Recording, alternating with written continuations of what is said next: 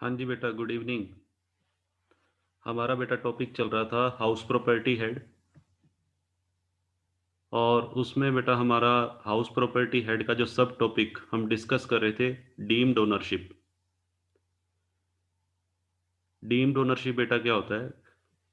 मैंने आपको एक बात बताई थी कि हाउस प्रॉपर्टी हेड की इनकम पर केवल वही व्यक्ति टैक्स पे करता है या वही करदाता टैक्स पे करता है जो उसका ओनर होगा। अब कई सिचुएशंस ऐसी हैं जहां पर ओनरशिप को लेकर कुछ डाउटफुल सिचुएशंस हैं। उन डाउटफुल सिचुएशंस को इनकम टैक्स डिपार्टमेंट ने बेटा क्लियर किया हुआ है अंडर सेक्शन 27।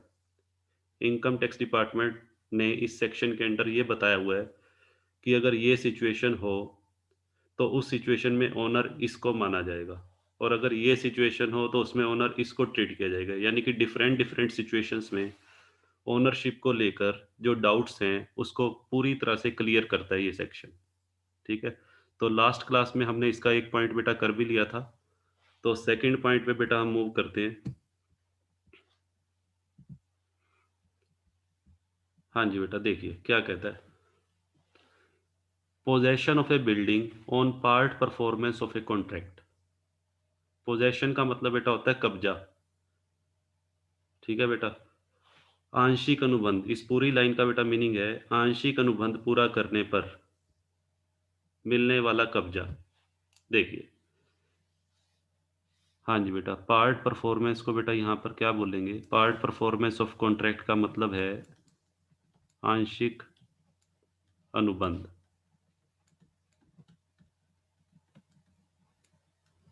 हाँ जी बेटा, पोजेशन का मतलब बेटा क्या होता है? पोजेशन का मतलब है कब्जा। हाँ जी बेटा, अब सुनिएगा ध्यान से। जैसे मान लीजिए मैंने एक एग्जांपल लिया, ये बेटा मिस्टर एक्स है और ये बेटा हमारा है मिस्टर वाई।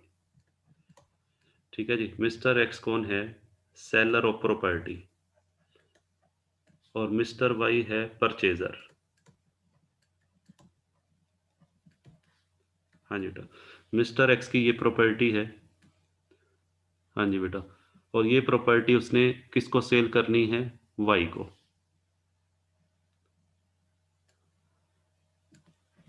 एग्रीमेंट क्या हुआ दोनों के बीच में? एग्रीमेंट हुआ, सपोज कीजिए 20 लाख का। वाई ने एक्स को कितने की पेमेंट करनी है? हाँ जी बेटा, वाई एक्स को 20 लाख रुपीज़ की पेमेंट करेगा। ठीक है जी, पर अभी, हाँ जी बेटा, वाई ने क्या किया? वाई ने 20 लाख रुपीज़ की पेमेंट करनी है एक्स को, बट वाई ने क्या किया? 10 लाख रुपए की पेमेंट करके वाई ने जो एक्चुअल पेमेंट की है, ये तो बेटा है कॉन्ट्रैक्ट प्राइस। ठीक है, बट अभी फिलहाल वाई ने एक्स को कितने की पेमेंट कर दी? ₹10 लाख की। और 10 लाख रुपए की पेमेंट करते ही एक्स ने इस बिल्डिंग का पोजेशन वाई को दे दिया। ठीक है, बाकी पेमेंट वाई बाद में करेगा। बाकी पेमेंट करने के लिए सपोज कीजिए वाई ने 2 मंथ्स का टाइम ले लिया। ठीक है, बट एक्स ने क्या किया? एक्स ने बेटा 10 लाख रुपए लेते ही उस बिल्डिंग का जो कब्जा है, उस बिल्डिंग का पोजेशन, वो किसको दे दिया? वाई को दे दिया। तो इस सिचुएशन में क्वेश्चन अराइज ये होता है कि कोई व्यक्ति यदि आंशिक अनुबंध पूरा करता है, यहाँ पर मिस्टर वाई ने अभी फुल कॉन्ट्रैक्ट कंप्लीट नहीं किया। पूरा कॉन्ट्रैक्ट तो बेटा कब कंप्लीट होगा? जब पूरे 20 लाख की वो पेमेंट कर देगा। अभी सिर्फ इसने क्या किया है? कॉन्ट्रैक्ट को पार्शली कंप्लीट किया है।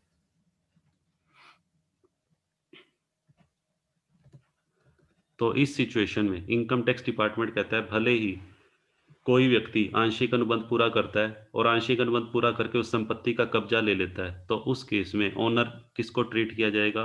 हाउस प्रॉपर्टी के पॉइंट ऑफ व्यू से मिस्टर वाई को।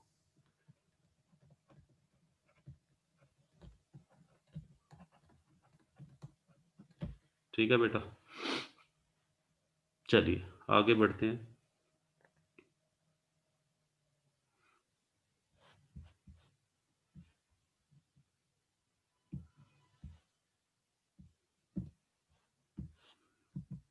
हाँ जी बेटा, नेक्स्ट पॉइंट है बेटा disputed ownership.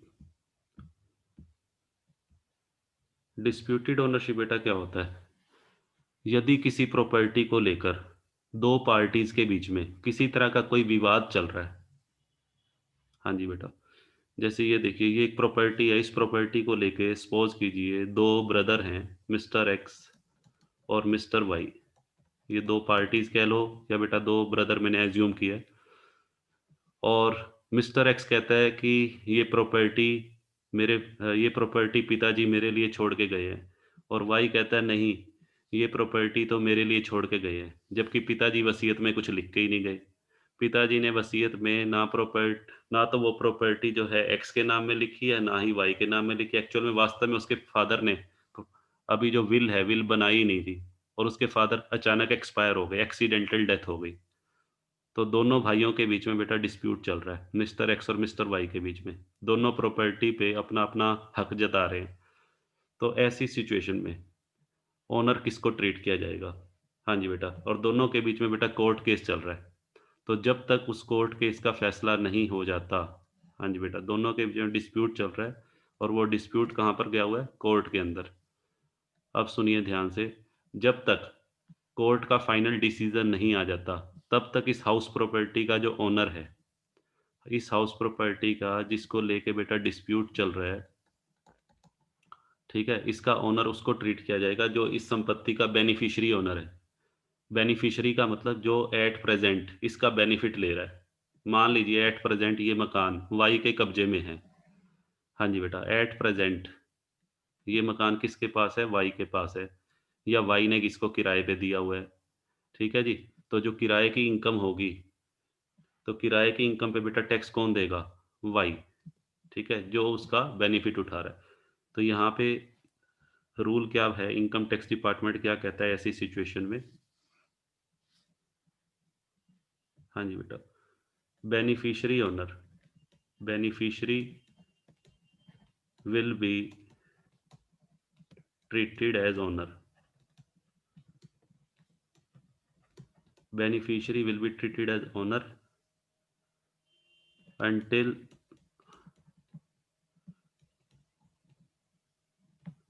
the dispute is settled, जब तक उस डिस्प्यूट का फैसला ना हो जाए।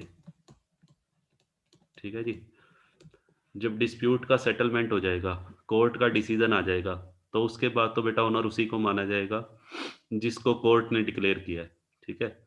जब तक कोर्ट का डिसीजन नहीं आता, यानी कि जब तक उस डिस्प्यूट की सेटलमेंट नहीं होती, तब तक ओनर किसको ट्रीट किया जाएगा? जो उसका बेनिफिशियरी है। बेनिफिशियरी का मतलब जो उसका उस संपत्ति का एट प्रेजेंट बेनिफिट ले रहा है। बेनिफिशियरी का मतलब ये कह लो कि जिसके पास उस मकान का पोजेशन हो, यानी कि जिसके पास उस मकान का कब्जा हो, या यदि वो संपत्ति किराए पे दे रखी है तो जो उसका किराया ले रहा है। हाँ जी बेटा, हु इज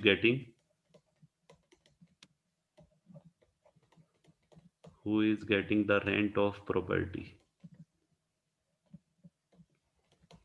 तो यहाँ पे जो हमारे एग्जांपल में मैंने कहा कि वाई वाई इसका एट प्रेजेंट बेनिफिट ले रहा है, तो वाई को बेटा क्या ट्रीट किया जाएगा? ओनर ट्रीट किया जाएगा, treated as owner by the income tax act for taxation purpose. ठीक है जी, टैक्सेशन पर्पस के लिए। चलिए आगे चलते हैं जी।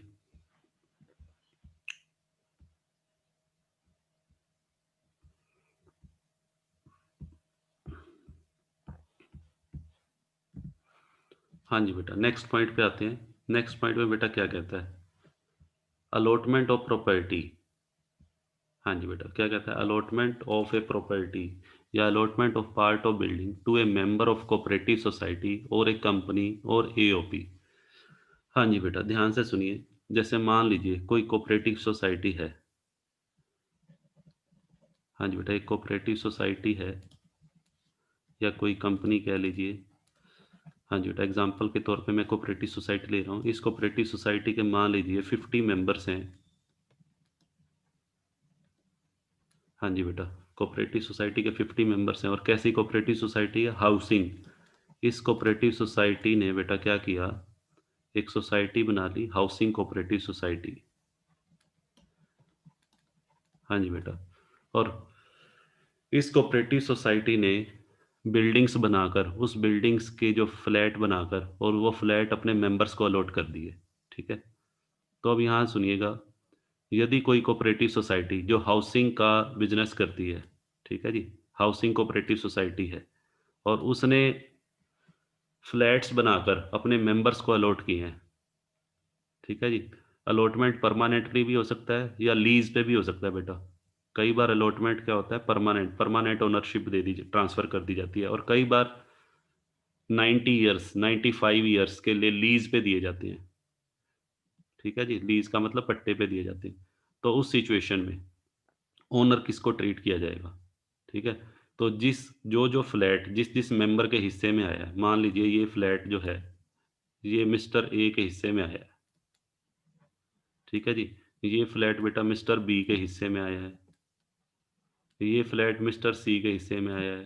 तो जो फ्लैट बेटा जिसके हिस्से में आएगा या जो फ्लैट जिसको अलॉट किया गया है या लीज़ पे दिया गया, पट्टे पे दिया गया है 95 ईयर्स के लिए या 90 ईयर जो भी पीरियड का एग्रीमेंट हुआ है, तो उतने पीरियड तक वो उसका बेटा ओनर ट्रीट किया जाएगा। House property income tax department कहता है कि यदि किसी मेंबर को 95 ईयर के लिए लीज़ पे दिया गया है वो फ्लैट, तो 95 ईयर तक उसी को टैक्स पे करना पड़ेगा। 95 ईयर्स तक उसकी ओनरशिप उसके पास है, तो उसको बेटा ओनर ट्रीट किया जाएगा। ठीक है जी?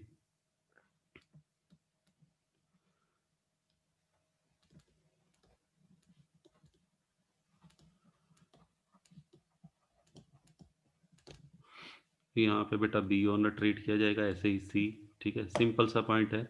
जो फ्लैट जिस भी सदस्य को अलॉट किया गया है वो उसका ओनर माना जाएगा और वही हाउस प्रॉपर्टी की इनकम पे टैक्स देने के लिए लाइबल होगा। चलिए आगे बढ़ते हैं।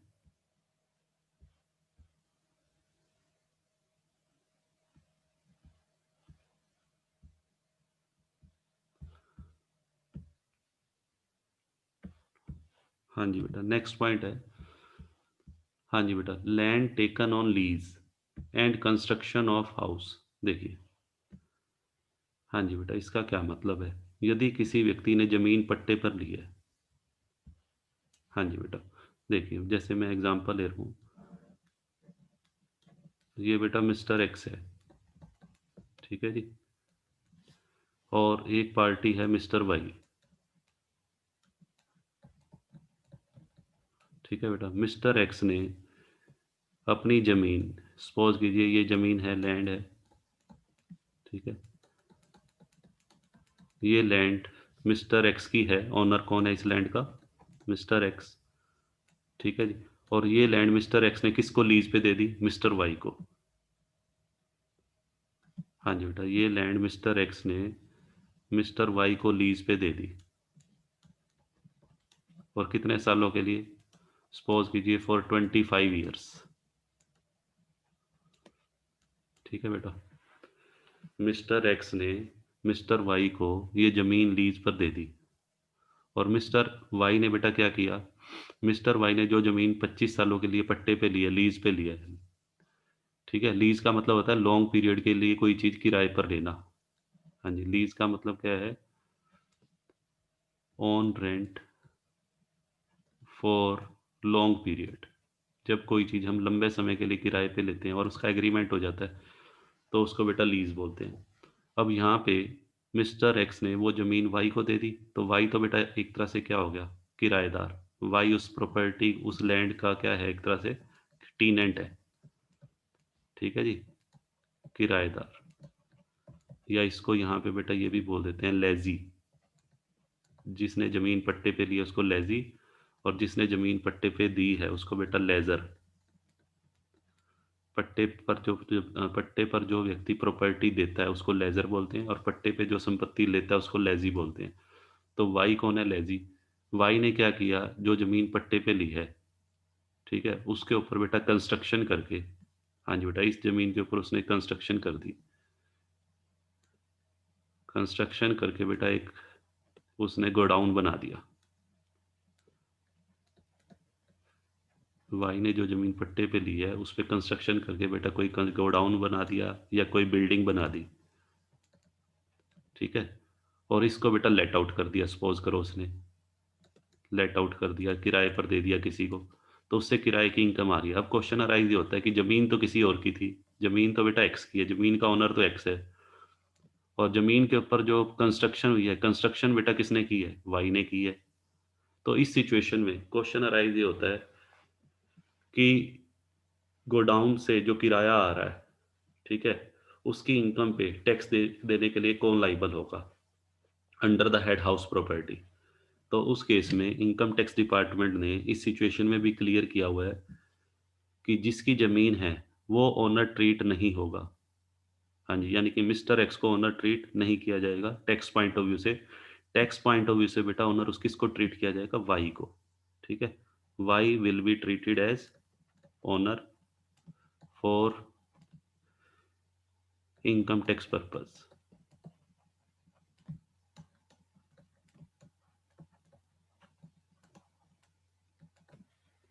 ठीक है बेटा, क्लियर है? आगे मूव करें, चलिए।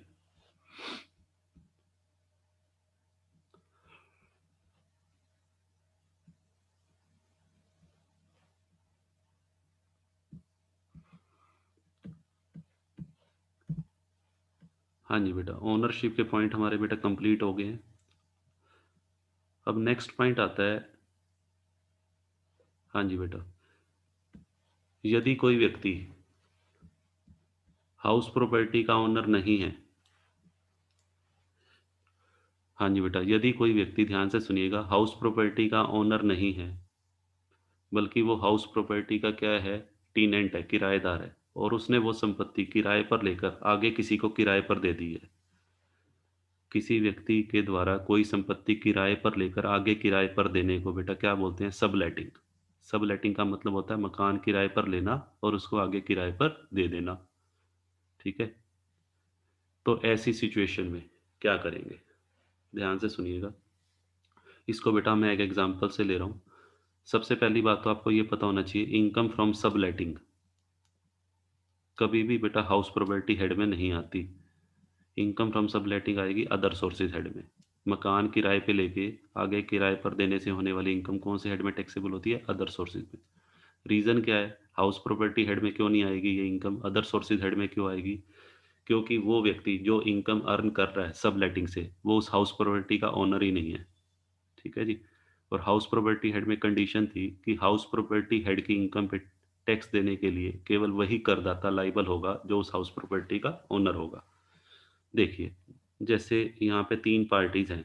हाँ जी बेटा, एक मिस्टर एक्स है, हाँ जी बेटा, इसको हम मिस्टर वाई नाम दे देते हैं, और ये बेटा मिस्टर जेड। ठीक है जी। मिस्टर एक्स इस हाउस प्रॉपर्टी का बेटा ओनर है, मिस्टर एक्स इस मकान का ओनर है।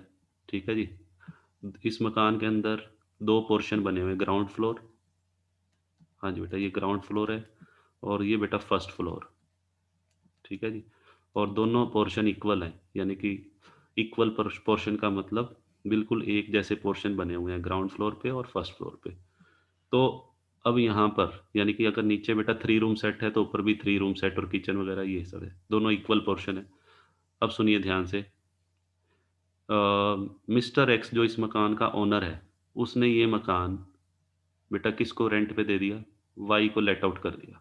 ठीक है जी, यहाँ मैं लिख देता हूँ, let out to mister Y. कितने किराए पे? बेटा मान लेते हैं किराया है, सपोज करो 10,000, 10,000 रुपये पर मंथ उस मकान का किराया है। अब वाई जो है, वाई जो किराएदार है बेटा, उसके लिए ये मकान, उसकी फैमिली के लिए ये मकान थोड़ा सा बड़ा है। ठीक है जी। तो वाई ने क्या किया? वाई ने एक्स की परमिशन लेके, मिस्टर एक्स की परमिशन से इस मकान का कुछ हिस्सा आगे जेड को किराए पे दे दिया। सपोज करो इस मकान की जो फर्स्ट फ्लोर है, हाँ जी बेटा, वो वाई ने किसको लेट आउट कर दी? वाई ने बेटा लेट आउट कर दी, इसको बोलेंगे सब लेट। ठीक है जी, इसको लेट आउट नहीं बोलेंगे, इसको सब लेट आउट। तो वाई ने फर्स्ट फ्लोर बेटा जेड को सबलेट कर दी, और किस किराए पे? किराया क्या तय हुआ दोनों के बीच में? रुपीज़ मान लेते हैं बेटा 6500 रुपये। ठीक है जी। कौन सी फ्लोर का किराया है ये बेटा? फर्स्ट फ्लोर का, ध्यान से सुनिएगा। और x जो y को किराया दे रहा है 10,000, ये पूरे मकान का है बेटा, ये फुल हाउस का है। ठीक है जी। अब यहाँ पे देखो, दो पार्टीज को इनकम हो रही है। एक तो x को किराया मिल रहा है, किससे? y से। x को बेटा जो किराया मिलेगा y से, वो कौन से हेड में टैक्सेबल होगा? हाउस प्रॉपर्टी हेड में। Very good. House property head में बेटा क्यों होगा बताइए? क्योंकि ये उस प्रॉपर्टी का ओनर है, और हाउस प्रॉपर्टी हेड की इनकम पे टैक्स देने के लिए ओनर ही लाइबल होता है। अच्छा, अब यहाँ पे देखिए वाई जो है, वाई भी इनकम अर्न कर रहा है। हाँ जी बेटा, वाई कितनी इनकम कर रहा है उसको चेक करते हैं। वाई बेटा जो इनकम अर्न कर रहा है, देखिए, rent received by Y from Z. हाँ जी बेटा, वाई को जेड से किराया मिल रहा है 6500 रुपये पर मंथ। ठीक है बेटा, और लेस, इसमें से वो लेस कर दो, ये कौन से पोर्शन का है? ओनली ध्यान रखिएगा फर्स्ट फ्लोर का, सिर्फ फर्स्ट फ्लोर रेंट पे दिया है, यानी कि मकान का 50% पोर्शन। ठीक है जी। और रेंट पे क्या कर रहा है? Rent paid by Y to X. Y उस पोर्शन का, जो पोर्शन सबलेट किया हुआ है, फर्स्ट फ्लोर सबलेट किया हुआ है, तो फर्स्ट फ्लोर का किराया दे कितना रहा है? हाँ जी, पूरे मकान का किराया 10,000 था, और मैंने कहा कि इक्वल पोर्शन है दोनों, तो 5,000 ऊपर का किराया दे रहा है और 5,000 नीचे का। 5,000 ही बेटा ग्राउंड फ्लोर का हुआ, 5,000 ही फर्स्ट फ्लोर का हुआ। तो यहाँ पर 5,000 माइनस कर देंगे। ठीक है जी, ये मैंने कौन से फ्लोर के माइनस किए हैं? फर्स्ट फ्लोर के, जो जेड को सबलेट किया हुआ है। तो अब ये देखो, हाँ जी बेटा, वाई जेड से किराया ले कितना रहा है? 6500 रुपये, और दे कितना रहा है उसी पोर्शन का एक्स को? 5,000। तो 1,500 रुपये बेटा पर मंथ, ये इनकम है। ये किसकी इनकम है? वाई की। हाँ जी बेटा, तो 1,500 पर मंथ का मतलब बेटा साल के कितने रुपए हो गए? 1,500 पर मंथ को अगर मैं एनुअली कन्वर्ट करूं, तो annual benefit of mister Y, mister Y का बेटा एनुअल बेनिफिट हो गया 18,000। 1,500 इंटू 12। हाँ जी बेटा, ये जो 18,000 पे बेटा इनकम है, ये कौन से हेड में टैक्सेबल होगी? ध्यान से सुनिएगा बेटा, ये कौन से हेड में टैक्सेबल होगी? 18,000। This will be taxable under the head other sources. Reason क्या है? अदर सोर्सेज हेड में क्यों जाएगी? क्योंकि मिस्टर वाई को, जिसको ये इनकम हुई है, वो उस हाउस प्रॉपर्टी का ओनर नहीं है। हाँ, मिस्टर एक्स को जो किराया किससे मिल रहा है? वाई से, क्योंकि मिस्टर एक्स उस मकान का ओनर है, तो वो किराया हाउस प्रॉपर्टी हेड में उसका ट्रीटमेंट होगा। ठीक है जी, क्लियर है बेटा? चलिए आगे मूव करते हैं।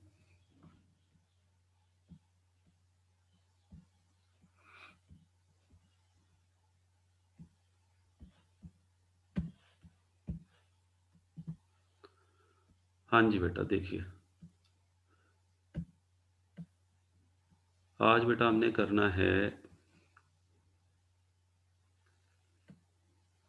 सम important terms. House property head के अंदर कुछ टर्म्स बेटा ऐसी हैं जो बार बार फ्रीक्वेंटली यूज होंगी। ठीक है, तो ऐसी टर्म्स बार बार बीच में हमें परेशान करें, इससे पहले हम उन्हीं टर्म्स को बेटा सभी को डिस्कस कर लेते हैं वन बाय वन। ठीक है, ये वो टर्म्स हैं जिनके बिना हाउस प्रॉपर्टी हेड की कल्पना भी नहीं की जा सकती। हाउस प्रॉपर्टी हेड बेटा हमारा अधूरा है। चलो, तो वन बाय वन बेटा सभी टर्म्स को हम डिस्कस कर लेते हैं। सबसे पहली टर्म बेटा हमारी क्या है? देखिए, एक्चुअल रेंट। एक्चुअल रेंट, वास्तविक किराया या डी फैक्टो रेंट। हाँ जी बेटा, क्या होता है ये? पढ़ते हैं बेटा, एक्चुअल रेंट के बारे में क्या कहता है।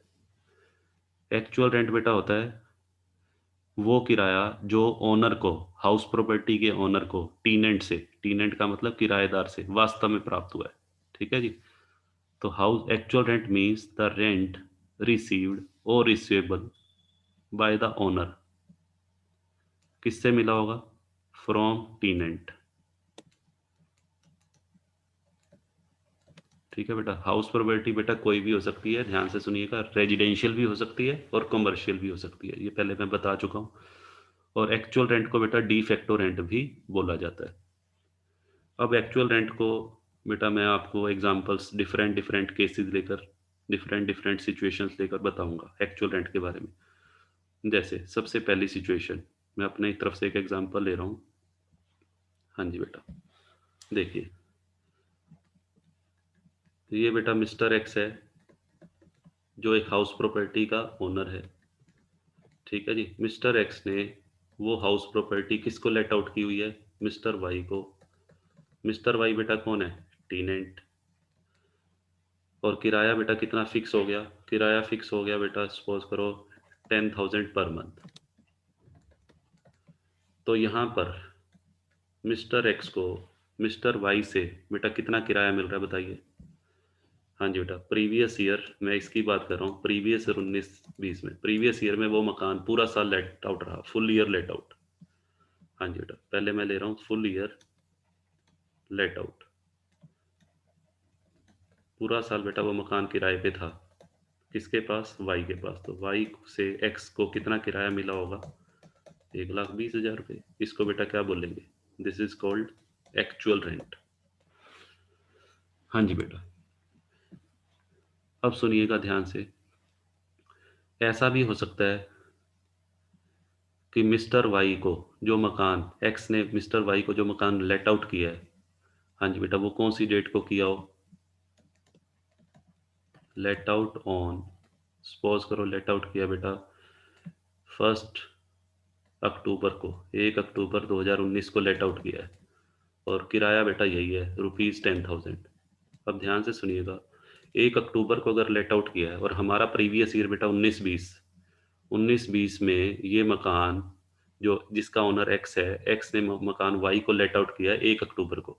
तो यहाँ पे एक्चुअल रेंट बेटा कैसे निकालेंगे? पहले 1/10/19 से लेकर और ईयर एंड 31 मार्च 20 तक मैं ये मान रहा हूँ कि वाई ने वो मकान खाली नहीं किया, वो मकान, उस मकान का किराएदार वाई है। ठीक है, तो यहाँ पे बेटा कितने मंथ्स हो गए? 1/10/19 से 31/3/20, अक्टूबर नवंबर दिसंबर जनवरी, 6 मंथ्स हो गए बेटा।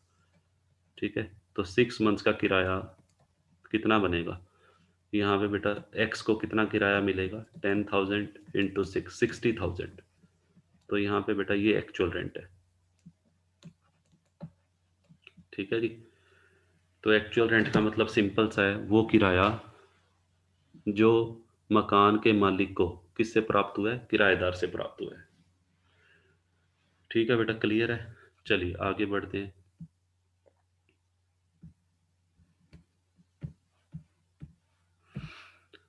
हाँ जी बेटा, अब देखिएगा, अब इम्पोर्टेंट इम्पोर्टेंट पॉइंट्स आ रहे हैं, ध्यान से बेटा समझना एक एक बात को। हाँ जी, कई बार बेटा हमें एक्चुअल रेंट डिटरमाइन करना पड़ता है। देखिए, अभी जो पिछला मैंने एग्जांपल लिया उसमें तो एक्चुअल रेंट डिटरमाइन करना कितना आसान था। हमने पर मंथ रेंट को बस नंबर ऑफ मंथ से मल्टीप्लाई कर दिया और हमारा एक्चुअल रेंट आ गया। अब यहाँ पर देखिए, कई बार क्या होता है, सुनिए, कई बार जो मकान का मालिक है बेटा, वो मकान के साथ साथ किराएदार को कई सुविधाएं भी प्रदान करता है। जैसे मकान के अंदर लिफ्ट लगा हुआ है, ठीक है, कोई मल्टी स्टोरी बिल्डिंग है, उसके अंदर बेटा लिफ्ट की सुविधा हो सकती है। वाटर पंप, कोई समर्सिबल पंप लगाओ। ठीक है जी, व्हीकल पार्किंग, पार्किंग की फैसिलिटी भी होती है। जो बड़े बड़े शहर हैं बेटा, जहाँ पर बड़ी बड़ी सोसाइटीज़ बनी हुई हैं, हाउसिंग सोसाइटी, उनमें लिफ्ट की सुविधा भी होती है, समर्सिबल पंप भी लगा होता है वाटर सप्लाई के लिए, पार्किंग की फैसिलिटी भी होती है, और मेंटेनेंस के लिए गार्डनर। ठीक है जी, और सिक्योरिटी के लिए बेटा वॉचमैन, और एंटरटेनमेंट के लिए स्विमिंग पूल या रिक्रिएशन फैसिलिटीज़ भी होती हैं अलग से बेटा वहाँ पर, स्पोर्ट्स क्लब, हेल्थ क्लब बने होते हैं। ठीक है, तो कहने का मतलब, यदि ओनर जो हाउस प्रॉपर्टी का ओनर है उसने टीनेंट को मकान के साथ साथ ये सभी सुविधाएं भी दी हुई हैं। ठीक है, अब क्वेश्चन ये अराइज ही होता है कि इन सभी सुविधाओं का खर्चा कौन बियर कर रहा है? तो उसमें पहला केस मैं ले रहा हूँ, यदि इन सभी सुविधाओं का खर्चा, कॉस्ट, कॉस्ट का मतलब बेटा खर्चा, of these facilities is borne by the employer. यहाँ बेटा मैंने गलत लिख दिया, एम्प्लॉयर नहीं आएगा यहाँ बेटा, ओनर, सॉरी। हाँ जी बेटा, किसने बियर किया हो? ओनर ने। ओनर का मतलब जो उस हाउस प्रॉपर्टी का मालिक है।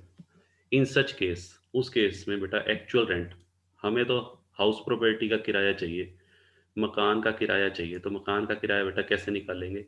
एक्चुअल रेंट रिसीव्ड, जितना किराया मिला किराएदार से, minus cost of providing such facility. ध्यान से सुनिएगा, जैसे मान लीजिए, हाँ जी बेटा, जितना किराया मिला, सपोज करो 1 लाख रुपए किराया मिला है। किसको? ओनर को। मकान के मालिक को 1 लाख रुपए किराया मिला, और मकान के मालिक ने किराएदार को जो सुविधाएं दी हुई हैं, उन सुविधाओं के ऊपर मकान के मालिक ने प्रीवियस ईयर में 20,000 रुपये खर्च कर दिए। तो मुझे बेटा एक बात बताओ कि मकान के मालिक को नेट कितना किराया बचा? 1 लाख रुपए उसको रिसीव हुए थे किराएदारों से, किस चीज़ के? किराए के। और जो सुविधाएं, water pump, vehicle parking, gardener, इन सभी फैसिलिटीज़ पे मकान के मालिक ने 20,000 रुपये खर्च कर दिए। तो वास्तव में देखा जाए तो 80,000 रुपये ही बचे। 80,000 रुपये ओनर का बेनिफिट है, तो इस 80,000 को क्या ट्रीट किया जाएगा? Actual rent. यानी कि हाउस प्रॉपर्टी के पॉइंट ऑफ व्यू से एक्चुअल रेंट बेटा 1 लाख को कंसीडर नहीं करेंगे। 1 लाख में से सुविधाओं का जो खर्चा है, जो ओनर ने पे किया है, उसको बेटा माइनस करेंगे, और बाकी जो आएगा उसे एक्चुअल रेंट ट्रीट किया जाएगा इनकम टैक्स के पॉइंट ऑफ व्यू से। देखो इसको बेटा एक एग्जांपल से समझते हैं हम।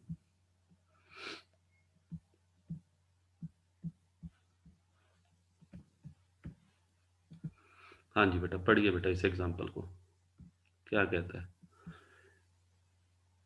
हाँ जी बेटा, एग्जाम्पल में क्या कहता है? Mister x has constructed a multi storey building. Mister x ने बेटा एक बिल्डिंग बनाई है।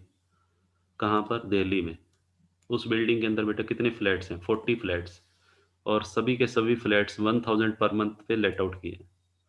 ठीक है। Owner bears the following annual expenses. मकान के मालिक ने अपने सभी किराएदारों को कुछ सुविधाएं दी हुई हैं, और उन सुविधाओं का जो खर्चा है, एनुअल एक्सपेंस, वो कौन बियर करता है? ओनर। ये बेटा ध्यान से पढ़ना, ओनर बियर कर रहा है। लिफ्ट मेंटेनेंस के 12,000 रुपये सालाना, पंप मेंटेनेंस के 8,000, salary of gardener and watchman 3600 रुपये, और स्विमिंग पूल का खर्चा 9,000। ठीक है। हमें एक्चुअल रेंट निकालना है। तो एक्चुअल रेंट बेटा कैसे निकालेंगे? बहुत सिंपल है। हाँ जी बेटा, आप बेटा निकाल सकते हैं इसको आसानी से। देखिए, सबसे पहले मैं ले रहा हूँ रेंट। रेंट ऑफ कितने फ्लैट है बेटा? 40 फ्लैट्स। 40 फ्लैट का मिस्टर एक्स को कितना किराया मिल रहा है, पहले वो देख लेते हैं। 40 × 1000, 40,000 रुपये बेटा उसकी पॉकेट में आ रहा है। ठीक है। लेस 40,000 रुपये आ रहा है बेटा, और लेस लिफ्ट मेंटेनेंस के। हाँ जी बेटा, लिफ्ट मेंटेनेंस का 12,000 रुपये किसने बियर किया है? ओनर ने। पंप मेंटेनेंस, पंप का खर्चा 8,000। हाँ जी बेटा, gardener and watchman, gardener and watchman की बेटा सैलरी 3600 रुपये, और स्विमिंग पूल एक्सपेंस, ठीक है जी, 9,000। तो यहाँ पे 12 और 8 20 और 9 29। हाँ जी बेटा, कितना खर्चा हो गया? 12 और 8 20 और 9 29 और 1 32,600 रुपये तो बेटा खर्च ही हो गए। ठीक है।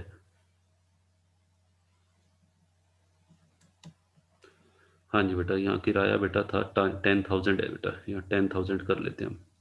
ठीक है, 10,000 पर मंथ। तो 10,000 पर मंथ के हिसाब से बेटा 40 फ्लैट का किराया 4 लाख बना। ठीक है।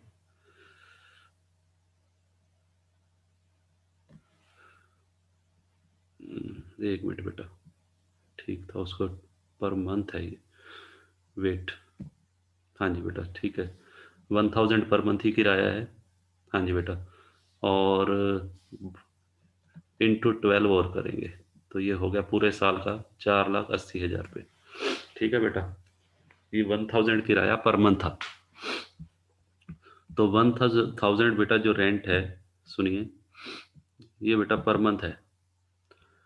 तो हमने क्या किया, हमें चाहिए एनुअल रेंट। मैं यहाँ पे एनुअल रेंट की बात कर रहा हूँ। तो एनुअल रेंट कैसे निकालेंगे? 40 फ्लैट, एक फ्लैट का किराया 1,000 रुपये पर मंथ, और 12 महीने का 12,000 हो गया एक फ्लैट का, तो 40 फ्लैट का बेटा 480। ठीक है।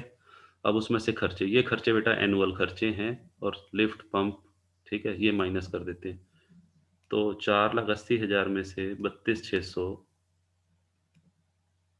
हाँ जी बेटा, ये कितना बनेगा? 4,74,400, हाँ जी बेटा, 4,47,400, ये अमाउंट बेटा जो मिस्टर एक्स को फाइनल सेविंग हुई है उसकी, इसको बेटा एक्चुअल रेंट ट्रीट करेंगे, और होना भी यही चाहिए। हाँ जी बेटा, इनकम टैक्स डिपार्टमेंट इस केस में मकान का जो एक्चुअल रेंट है वो कितना ट्रीट करेगा? 4,47,400 for the purpose of house property head. ठीक है बेटा, क्लियर है? बताइए यहाँ तक। तो करना क्या है बेटा, बिल्कुल सिंपल है। पहले आप जितना अमाउंट रिसीव हुआ एज ए रेंट वो कैलकुलेट करो, और जितनी भी सुविधाएं ओनर ने दी हुई हैं उस उन सुविधाओं के ऊपर ओनर जो भी खर्चा बियर कर रहा है वो सारे माइनस कर दीजिए, तो आपका एक्चुअल रेंट आ जाएगा।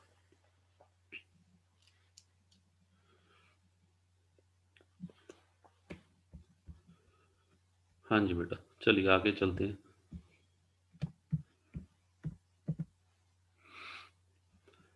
हाँ जी बेटा, अब नेक्स्ट पॉइंट में बेटा क्या कहता है? हाँ जी बेटा, if the cost of such facilities, अगर इन सभी सुविधाओं का खर्चा, हाँ जी बेटा, ये charge separately by the owner. कई बार क्या कहता है, कई बार ओनर ये कहता है टीनेंट को कि भाई मैं आपको सुविधाएं दूंगा, लिफ्ट की सुविधा भी दूंगा, वाटर पंप की फैसिलिटी भी दूंगा आपको, स्विमिंग पूल की सुविधाएं भी दूंगा, मैं आपके लिए स्पोर्ट्स क्लब की फैसिलिटी भी दूंगा, सारी सुविधाएं ओनर दे रहा है, बट उसके बदले में वो किराएदार को कहता है कि मैं आपसे एक्स्ट्रा पैसे चार्ज करूंगा। ठीक है जी, मकान का मालिक किराएदार को क्या कह रहा है? मकान के साथ साथ जो मैं सुविधाएं दे रहा हूँ उन सुविधाओं का मैं अलग से किराया लूंगा। अब यहाँ पे ओनर को दो तरह से इनकम हो रही है बेटा। यहाँ पे जो ओनर है उस ओनर को दो इनकम हो रही है। एक तो मकान से इनकम, हाँ जी बेटा, मकान से होने वाली इनकम तो बेटा हाउस प्रॉपर्टी हेड में जाएगी।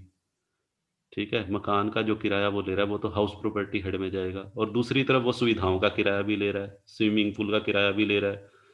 ठीक है जी, और उसका ये लिफ्ट की सुविधा का किराया भी ले रहा है किराएदार से। तो अब ये जो सुविधाएं दे रखी हैं इनका किराया कहाँ जाएगा? तो हाँ जी बेटा, इन सुविधाओं का किराया जनरली अदर सोर्सेज हेड में बेटा टैक्सेबल होता है। ठीक है जी, इनकम फ्रॉम अदर सोर्सेज। अगर ये सभी सुविधाएं किराए पर देना उसका बिजनेस है तो बिजनेस एंड प्रोफेशन हेड में, अदरवाइज अगर ये उसका बिजनेस नहीं है तो बेटा अदर सोर्सेज हेड में टैक्सेबल होगा। ठीक है, जैसे हम बेटा यहाँ पे एक एग्जांपल लेते हैं, देखिए।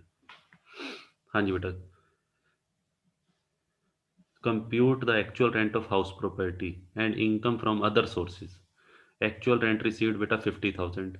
ठीक है, lift and maintenance charges paid by owner, ये 50,000 रुपये किराया ओनर को रिसीव हुआ है। लिफ्ट और मेंटेनेंस का खर्चा कौन दे रहा है? ओनर। ठीक है जी, ध्यान से सुनिए, लिफ्ट और मेंटेनेंस का खर्चा बेटा कौन बियर कर रहा है? ओनर बियर कर रहा है। अच्छा, salary of common watchman and tenant, हाँ जी बेटा, salary of common watchman and gardener कह लीजिए बेटा, यहाँ पे gardener, salary of common watchman and gardener paid by tenant to the owner 500 per month. जो बेटा वॉचमैन रखा हुआ है सिक्योरिटी पर्पज के लिए, या गार्डन की मेंटेनेंस के लिए गार्डनर रखा हुआ है, हाँ जी बेटा, उसकी जो सैलरी है पेड बाय टीनेंट, टीनेंट उसका कितना किराया दे रहा है ओनर को? 500 रुपये। किराएदार जो है 500 रुपये किराया दे रहा है अलग से, किन सुविधाओं का? वॉचमैन और गार्डनर का। और actual expenses incurred by the owner, owner ने कितना खर्चा कर दिया? ओनर ने वॉचमैन और गार्डनर के लिए 4200 रुपये खर्चा किया। ओनर बेटा क्या कर रहा है? गार्डनर और वॉचमैन वॉचमैन के नाम के किराएदार से कितने रुपए ले रहा है? 500 रुपये पर मंथ, और उधर से उनको दे वॉचमैन और गार्डनर को सैलरी कितनी दे रहा है? 4200 रुपये। तो देखिए कैसे करेंगे। यहाँ पे मुझे असेसी, ये असेसी है, मिस्टर एक्स जो भी नाम बेटा ले लो, है क्वेश्चन में दिया हुआ कहीं? नहीं है, चलो मिस्टर एक्स ही ले लेते हैं। तो ये बेटा मिस्टर एक्स असेसी है। अब ध्यान से सुनिएगा, यहाँ इसके दो हेड बेटा बनेंगे। एक हेड तो बेटा बनेगा हाउस प्रॉपर्टी हेड, और एक हेड बेटा बनेगा other sources head. House property head में बेटा क्या लेते हैं, एक्चुअल रेंट। अब देखिएगा एक्चुअल रेंट कैसे करेंगे। एक्चुअल रेंट बेटा आएगा हमारा 50,000 रुपये किराया वास्तव में रिसीव हुआ है, और लिफ्ट एंड मेंटेनेंस का 6,000 रुपये ओनर पे कर रहा है बेटा, यानी कि मिस्टर एक्स पे कर रहा है। मिस्टर एक्स कितना किराया ले रहा है अपने किराएदार से, 50,000 और लेस, हाँ जी बेटा, लिफ्ट का जो मेंटेनेंस है, लिफ्ट मेंटेनेंस को मैंने शॉर्ट फॉर्म में LM लिख दिया जी, ठीक है, LMC लिख लेते हैं, लिफ्ट मेंटेनेंस चार्जेस। तो ओनर को किराया कितना बच रहा है, 44,000। ये 44,000 actual rent of house property लेंगे हम, ठीक है जी। अच्छा अब सुनिएगा, यहाँ बेटा पर मंथ नहीं लिखा हुआ था, मैंने इसको एनुअल मान लिया, 50,000 जो है ये पर एनम है, ठीक है। चलिए अब आ जाओ अदर सोर्सेज हेड पे। अदर सोर्सेज हेड में मिस्टर एक्स ने किराएदार को और क्या सुविधा दी हुई है, एक तो मकान की सुविधा दी हुई थी बेटा, मकान के साथ साथ अदर सोर्सेज हेड में कौन सी इनकम आएगी, जो मिस्टर एक्स ने दो सुविधाएं और भी दे रखी हैं, एक वॉचमैन और एक गार्डनर। हाँ जी बेटा, ये कौन है, ये बेटा वॉचमैन है, और ये बेटा कौन है, गार्डनर। वॉचमैन और गार्डनर की सुविधा भी किसको मिली हुई है, किराएदार को, बट उसके लिए किराएदार अलग से पे कर रहा है ओनर को 500 रुपये। तो अब यहाँ पे देखते हैं, हाँ जी बेटा, ओनर को क्या फ़ायदा हो रहा है, मिस्टर एक्स को क्या फ़ायदा हो रहा है। मिस्टर एक्स उसके बदले कितने रुपए ले रहा है, 500 इंटू 12, 6,000 रुपये ले रहा है, ठीक है जी, किससे, किराएदार से। और लेस पे कितना कर रहा है, सर्वेंट को, सैलरी टू सर्वेंट। लेस बेटा क्या माइनस कर दो, सैलरी टू सर्वेंट्स, 4200 रुपये बेटा पे कर रहा है। तो यहाँ पे मुझे बताओ 1,800 रुपये ये जो बेनिफिट हुआ, किसको हुआ है, ये मिस्टर एक्स को। बट क्या ये बेनिफिट मकान से हुआ है, बिल्कुल भी नहीं हुआ। ये तो बेटा बेनिफिट हुआ है गार्डनर और वॉचमैन की फैसिलिटी जो किराएदार को दी हुई है उससे हुआ है। तो ये बेटा इनकम फ्रॉम अदर सोर्सेज, ये अदर सोर्सेज हेड की इनकम मानी जाएगी, और उसी हेड में बेटा इसका ट्रीटमेंट होगा। ये वाला तो बेटा कौन से हेड में जाएगा, हाउस प्रॉपर्टी हेड में। और ये 1,800 रुपये का जो बेनिफिट है, हाँ जी बेटा, इसका ट्रीटमेंट कौन से हेड में होगा बेटा, अदर सोर्सेज, ठीक है जी। बताओ बेटा, क्लियर है। चलिए आगे बढ़ते हैं, फिर से बेटा एक नया पॉइंट।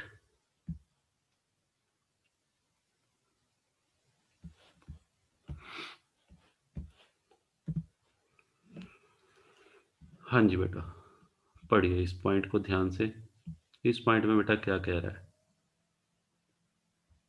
पढ़ो बेटा।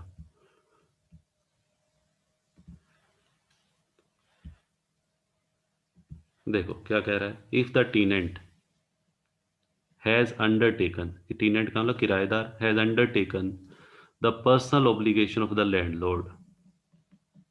हाँ जी बेटा, कई बार बेटा क्या होता है, जो लैंडलॉर्ड है, लैंडलॉर्ड का कह लो या ओनर कह लो, कई बार मकान का मालिक किराएदार को कहता है, भाई मैं आपसे किराया तो लूंगा ही लूंगा, ठीक है जी, मैं आपको जो मकान दे रहा हूँ उसका किराया तो लूंगा ही, बट साथ में मेरा बिजली का बिल, मेरा बिजली का बिल मतलब ओनर कह रहा है, ओनर किराएदार को कह रहा है कि मेरे बिजली का बिल की पेमेंट भी आप करोगे, ठीक है जी।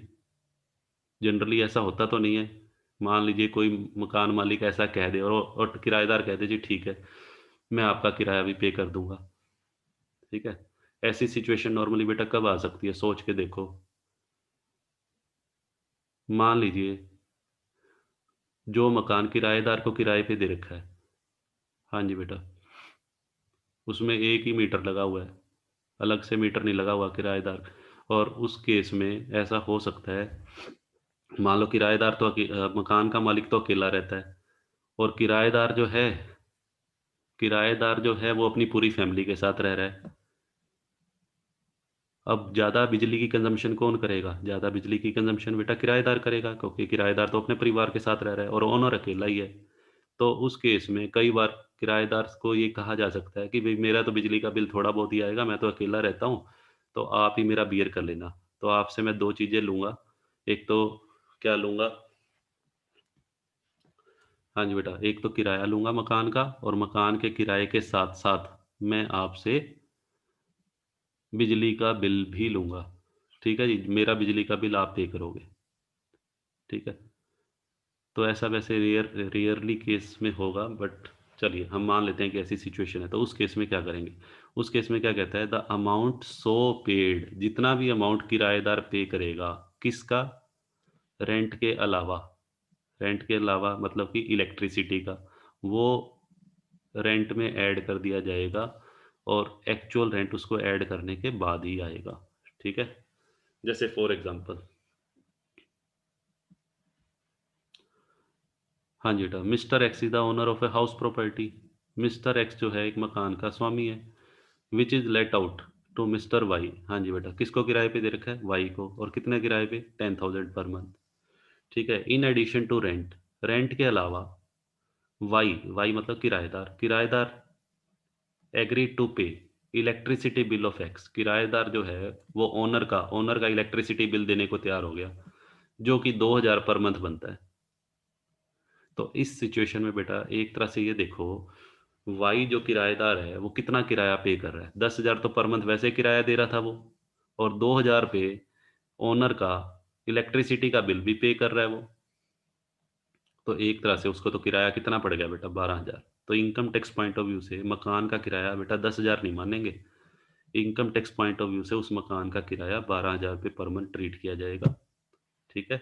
For the purpose of house property head. ठीक है जी? ऐसे तो बेटा ओनर ये भी कह सकता है, ओनर जो है सपोज़, ओनर जो है किराएदार को कह सकता है कि आप मेरा बिजली के बिल के अलावा मेरे बच्चों की स्कूल की फ़ीस भी पे करोगे। ठीक है जी? किराया तो मैं इतना लूँगा, किराए के अलावा आप मेरे ये ऑब्लिगेशन पे करोगे। तो कोई भी ऑब्लिगेशन जो उसका पर्सनल ऑब्लिगेशन है लैंडलॉर्ड का, ठीक है? वो बेटा ऐड हो जाएगा इसमें। एक तरह से वो किराया ही ले रहा है इनडायरेक्ट वे में। अप्रत्यक्ष रूप से किराएदार से बेटा एक्स्ट्रा किराया ही तो लिया जा रहा है। ठीक है? तो यहाँ पे किराया कितना बना इस एग्ज़ाम्पल में बेटा? 10,000 रुपए, और 2,000 रुपए अलग से इलेक्ट्रिसिटी बिल के वो जो ओनर के पे कर रहा है। तो इसको भी मकान का किराया मान लिया जाएगा कि भई ये, तो मकान का किराया बेटा कितना होगा? 12,000 per month for the purpose of house property head. ठीक है? बट कुछ चीज़ें ऐसी हैं जो ऐड नहीं होंगी, उनकी चर्चा हम आगे करते हैं नेक्स्ट स्लाइड में।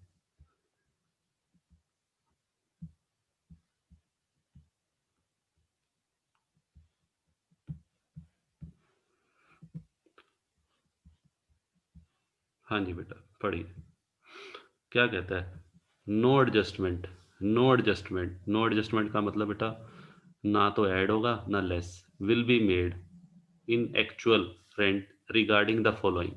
अब मैं कुछ आइटम आपको ऐसे ही बता रहा हूँ, कुछ खर्चे ऐसे बता रहा हूँ जो पे तो कौन कर रहा है? एक्सपेंसेस बेटा कौन बियर कर रहा है? किराएदार।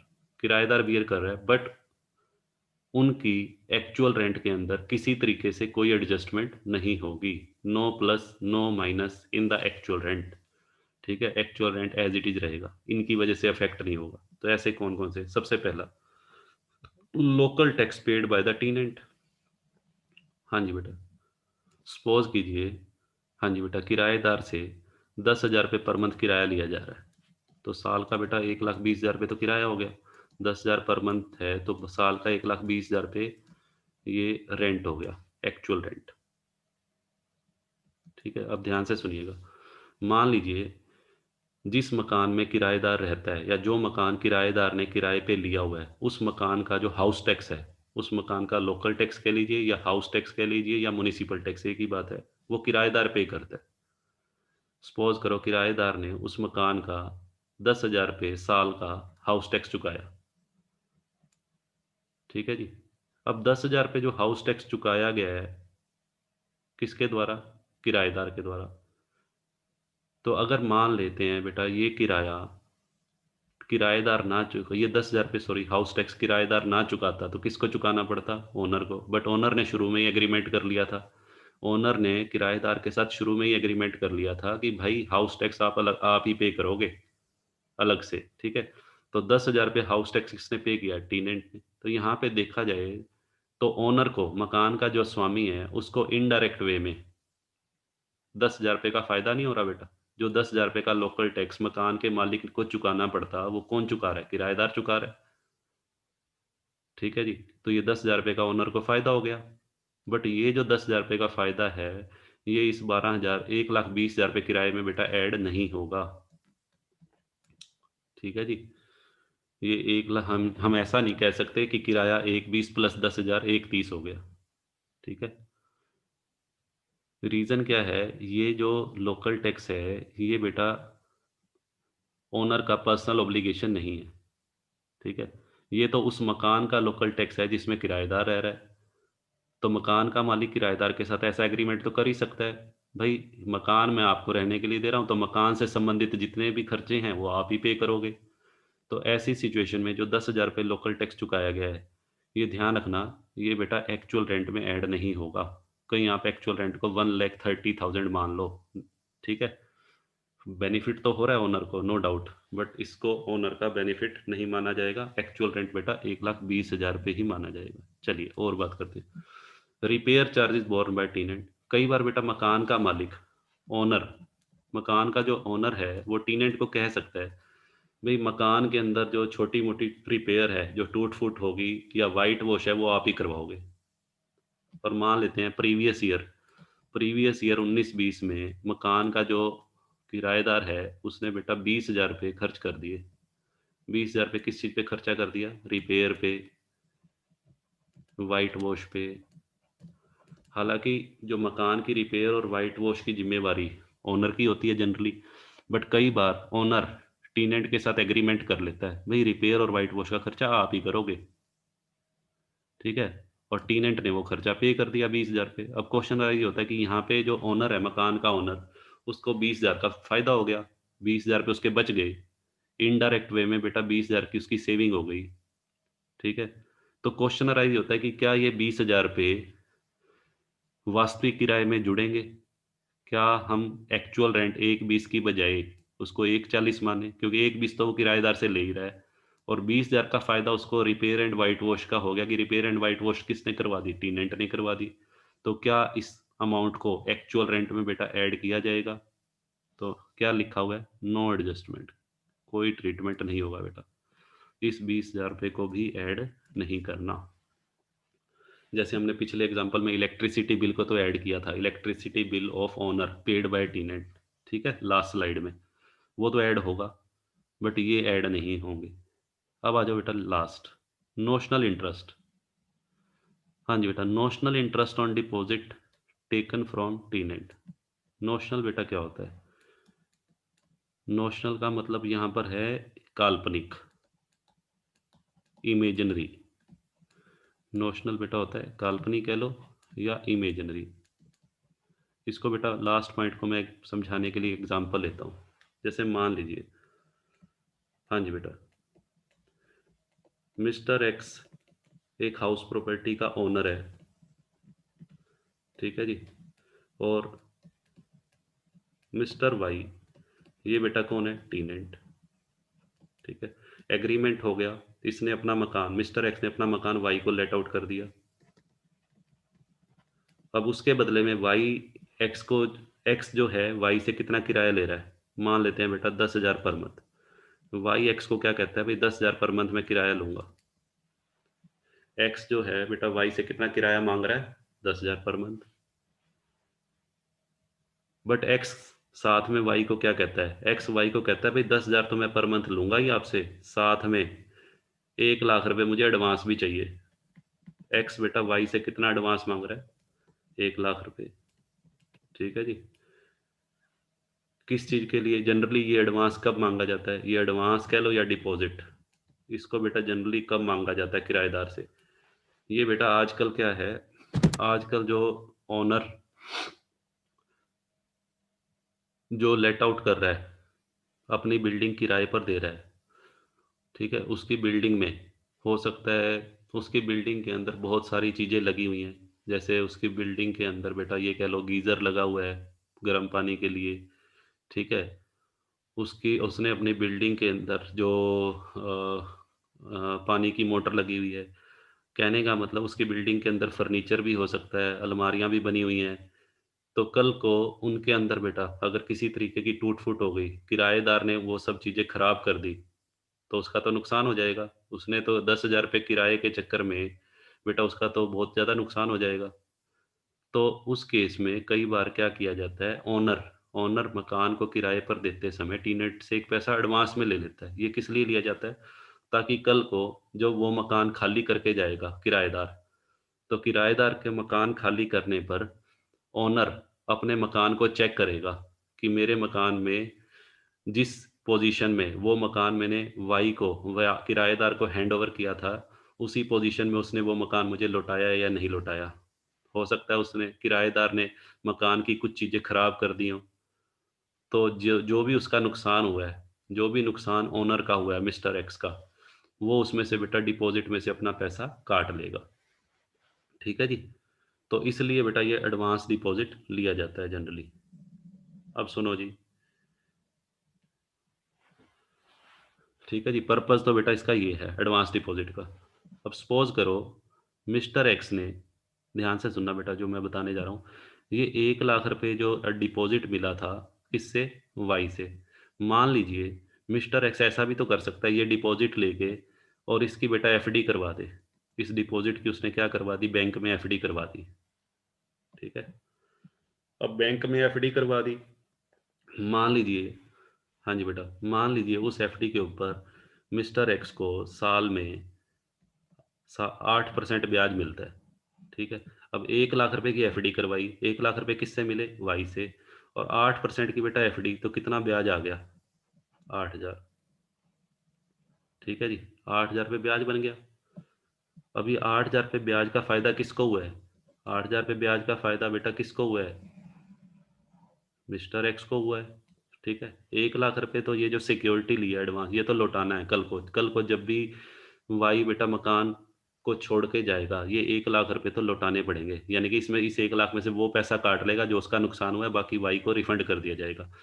बट इस 1,00,000 के ऊपर जो वो मैं कल्पना कर रहा हूँ काल्पनिक ब्याज, यानी कि अगर मान लीजिए इस 1,00,000 की एफडी करवा दी जाए और बैंक से बेटा 8,000 रुपए मान लो ब्याज मिलता हो, तो ये ब्याज भी तो बेनिफिट हो रहा है। इस ब्याज का फ़ायदा किसको हो रहा है? मिस्टर एक्स को, जो मकान का ओनर है, जिसने मकान किराए पे दिया है। तो ये 8,000 रुपए ब्याज, क्या ये किराए में जुड़ेगा, मकान के किराए में? क्या ऐसा माना जा सकता है कि 10,000 इंटू 12 मकान का किराया 1,20,000 तो किराया मकान का आया था और 8,000 रुपए जो एडवांस लिया था किराएदार से, उसके ऊपर एफडी करवा के 8,000 रुपए ब्याज, वास्तव में देखा जाए तो 1,28,000 रुपए का बेनिफिट हो गया। 10,000 रुपए तो बेटा किराए का, 12 महीने का 1/20, और 8,000 रुपए बेटा ब्याज का फ़ायदा हो गया। तो देखा जाए तो उस मकान को किराए पे देने से ओनर को कितने का फ़ायदा हुआ? टोटल 1,28 का। तो क्वेश्चन अराइज़ होता है कि क्या ये 8,000 रुपए इसको एक्चुअल रेंट माना जाएगा? क्या ये एक्चुअल रेंट का पार्ट है हाउस प्रॉपर्टी के पॉइंट ऑफ व्यू से? तो आंसर इज़ नो। हाँ जी बेटा, इसको, ठीक है जी, हाउस प्रॉपर्टी हेड के लिए एक्चुअल रेंट किसको ट्रीट किया जाएगा? 1,20,000। लो बेटा, ना तो आपने इसको ऐड करना, लोकल टैक्सेस को, ना ही रिपेयर चार्जेस को, ना ही काल्पनिक ब्याज को। ठीक है जी? बताओ बेटा।